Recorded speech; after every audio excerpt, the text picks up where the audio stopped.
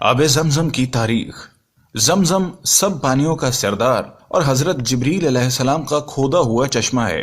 زمزم کا پانی شیرخوار حضرت اسماعیل علیہ السلام کی پیاس بجھانے کے بہانے اللہ تعالیٰ نے تقریباً 4000 سال قبل ایک معجزے کی صورت میں مکہ مکرمہ کے بے آب و گیاں ریگستان میں جاری کیا، جو آج تک جاری ہے۔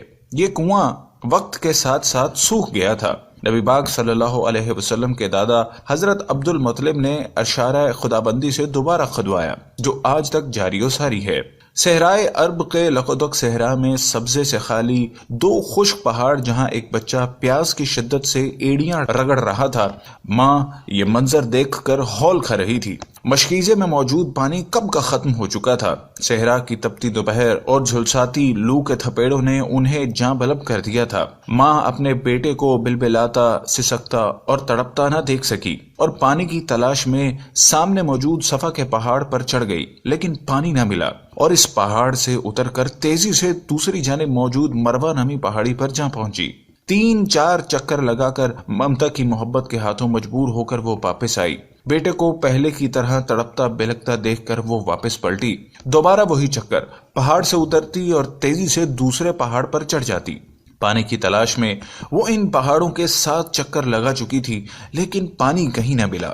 اور پھر وہ بے قرار ماں دوڑ کر اپنے بچے کی طرف آئی، جو جاں بلب ہو چکا تھا۔ سینکڑوں ماؤں سے زیادہ اپنے بندوں سے پیار کرنے والا خدا یہ منظر دیکھ رہا تھا۔ اس نے فوراً حضرت جبرائیل علیہ السلام کو وہاں بھیجا۔ آپ علیہ السلام نے ایڑی زمین پر ماری اور زمین سے پانی کا چشمہ ابل پڑا۔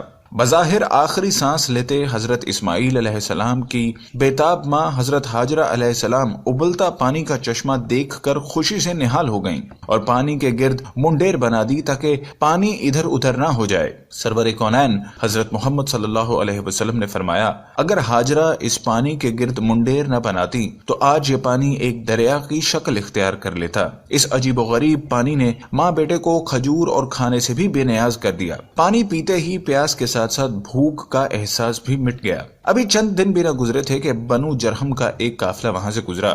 دیکھا کہ مکہ کی گھاٹیوں پر پرندے اڑانے بھر رہے ہیں۔ ان کے لیے یہ منظر حیران کن اور ناقابل یقین تھا۔ اس علاقے میں تو خاک اڑتی تھی اور لو کا گزر ہوتا تھا۔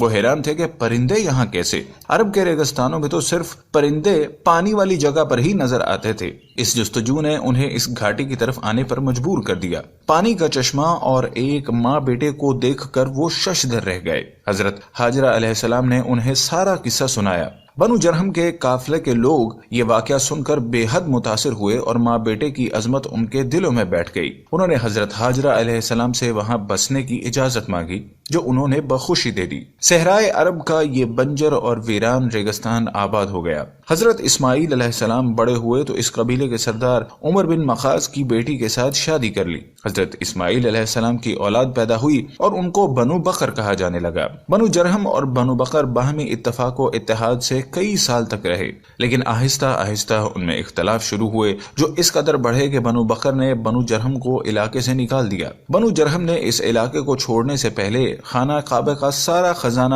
غلاف کعبہ اور قیمتی تلواریں زمزم کے کنویں میں ڈال دیں اور مٹی سے کنویں کو بند کر کے زمین کو برابر کر دیا۔ آب زمزم کے ارد گرد کا علاقہ پھر ویران ہو گیا۔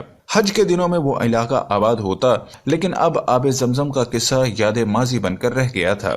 برسہ برس گزر گئے۔ 6 صدی عیسوی میں خانہ کعبہ کے نگراں مطلب بن عبداللہ انتقال کر گئے۔ عبد المطلب کو حاجیوں کے امور کا نگراں بنا دیا گیا۔ عبد المطلب حاجیوں کو پانی پلاتے تھے۔ اس مقصد کے لیے مکہ میں کئی کنویں کھودے گئے۔ حضور صلی اللہ علیہ وسلم کی ولادت سے چند سال پہلے آپ صلی اللہ علیہ وسلم کے دادا عبد المطلب کو خواب میں بشارت ہوئی۔ کوئی کہہ رہا تھا، طیبہ کو کھودو۔ حضرت عبد المطلب کو معلوم نہیں تھا کہ طیبہ کیا ہے۔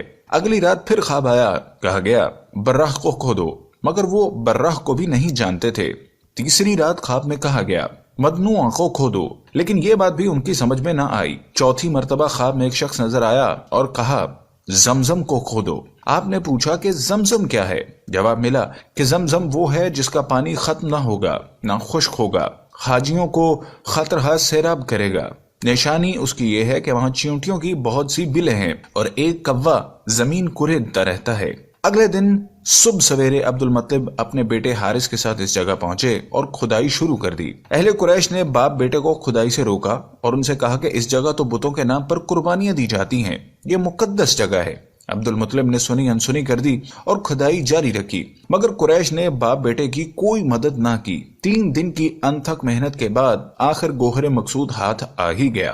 عبد المطلب کھدائی کرتے اور حارث مٹی اٹھا کر باہر پھینکتے رہے۔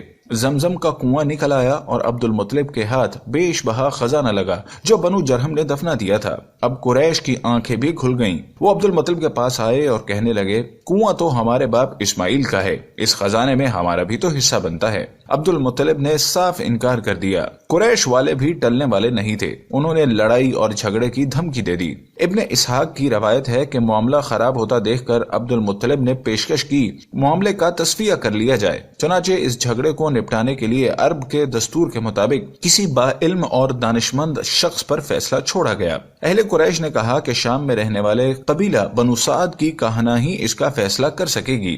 عبد المطلب نے یہ بات مان لی اور مختلف قبائل کے نمائندہ افراد کے ہمراہ شام کے لیے رخت سفر باندھ لیا۔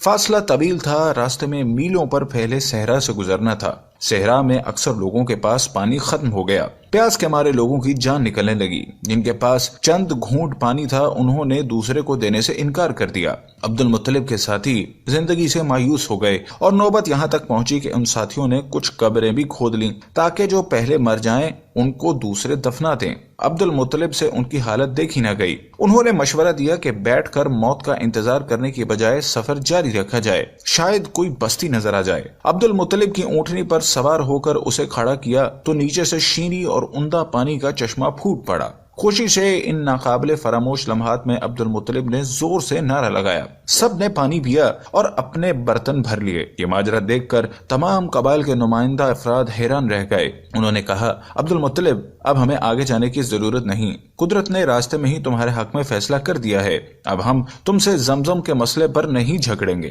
جس ذات نے اس بے آب و گیا ویرانے میں تمہارے لیے چشمہ جاری کیا ہے، بے شک اسی نے تمہیں زمزم عطا کیا ہے۔ اس کنویں کی عظمت تو دیکھیے، آب زمزم حضرت اسماعیل علیہ السلام کے لیے نکالا گیا اور اس کی وجہ ان کی والدہ بنی۔ اللہ کے حکم سے حضرت جبرائیل علیہ السلام نے یہ پانی جاری کیا۔ اس پانی کو تمام انبیاء اور نیک لوگ پیتے رہے۔ ایک مرتبہ حضور صلی اللہ علیہ وسلم آب زمزم کے کنویں پر تشریف لائے۔ آپ صلی اللہ علیہ وسلم کے لیے پانی کا ایک ڈول نکالا گیا۔ آپ صلی اللہ علیہ وسلم نے کھڑے کھڑے اس میں سے کچھ پانی نوش فرمایا، پھر اس میں کلی کر دی اور ڈول کو کنویں میں انڈیل دیا، گویا یہ پانی آپ صلی اللہ علیہ وسلم کا جھوٹا ہے۔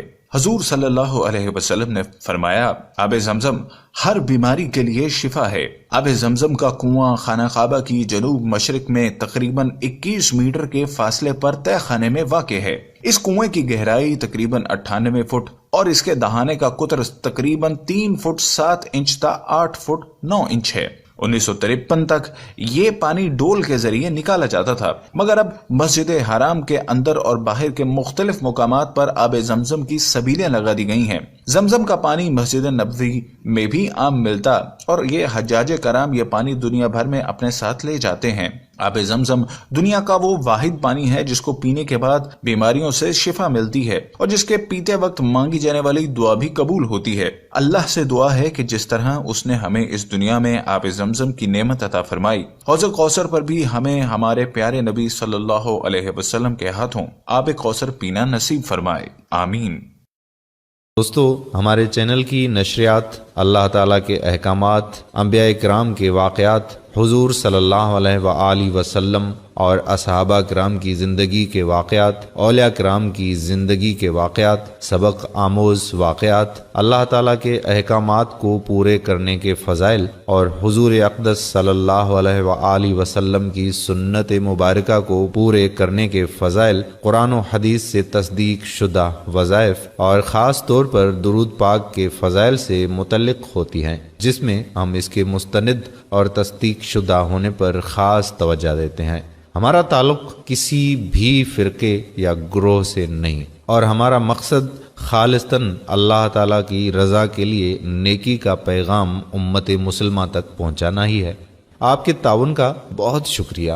اللہ اور اس کے رسول کا یہ پیغام دنیا کے آخری کونے تک پہنچانے میں ہمارا ساتھ دیجیے۔ ہمارے چینل کو سبسکرائب کریں اور ہمارے فیس بک پیج کو لائک کریں اور ہماری ویڈیوز کو شیئر بھی کیا کریں۔ یہ صدقہ جاریہ ہے جس کا ثواب ہمیں مرتے دم تک بلکہ مرنے کے بعد تا قیامت ملتا رہے گا۔ اپنا خیال رکھیے گا، اللہ تعالیٰ کے احکامات کو پورا کرنے اور حضور صلی اللہ علیہ وآلہ وسلم کے طریقوں کے مطابق زندگی گزارنے کی کوشش اور نیت ضرور کیجیے گا، اور درود شریف کا بہت زیادہ اہتمام کیجیے اور لوگوں کو بھی اس کی تلقین کرتے رہیں۔ درود شریف دنیا و آخرت کے خزانوں کی چابی ہے۔ حضرت حذیفہ رضی اللہ تعالی عنہ کا فرمان ہے کہ درود شریف کا پڑھنا درود شریف پڑھنے والے کی اولاد اور اس کی اولاد کی اولاد کو رنگ دیتا ہے۔